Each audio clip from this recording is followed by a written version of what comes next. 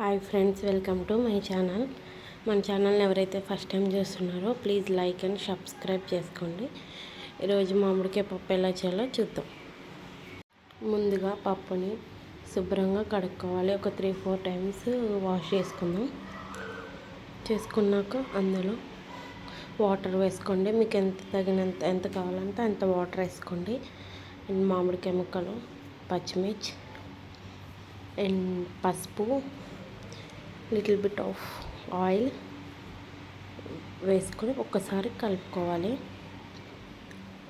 కొంచెం పసుపు ఎక్కువ వేయడం వల్ల మనకు మంచిది, చాలా ఆరోగ్య ప్రయోజనాలు ఉన్నాయి. పసుపు, కారం వేసుకొని ఒక్కసారి కలుపుకొని మూత పెట్టుకోవాలి.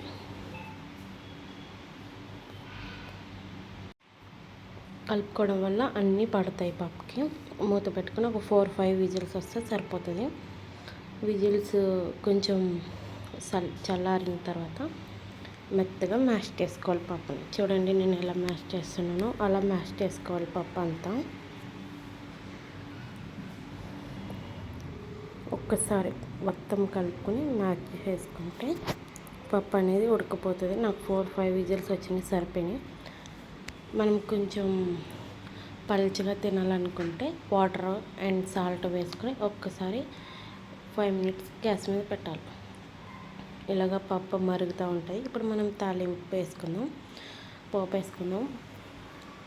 వెల్లుల్లిపాయలు అండ్ జీలకర్ర అండ్ ఆవాలు వేసుకొని, ఎల్లుల్లిపాయలు అనేది ఫస్ట్ వేసుకొని బాగా ఫ్రై అవ్వాలి. ఎల్లుల్లిపాయలన్నీ ఫ్రై అయినాక జీలకర్ర, ఆవాలు, ఎండుమిరపకాయలు అండ్ కరివేపాకు వేసుకొని ఒక్కసారి ఫ్రై చేసుకుందాం. ఇందులో ఇంగువ ఉంటే ఇంగువ కూడా వేసుకోవచ్చు, చాలా బాగుంటుంది ఇంగువ వేసుకుంటే. మా ఇంట్లో అయితే ఇంగువ తినరు కాబట్టి ఇంగువ వేయలేదు.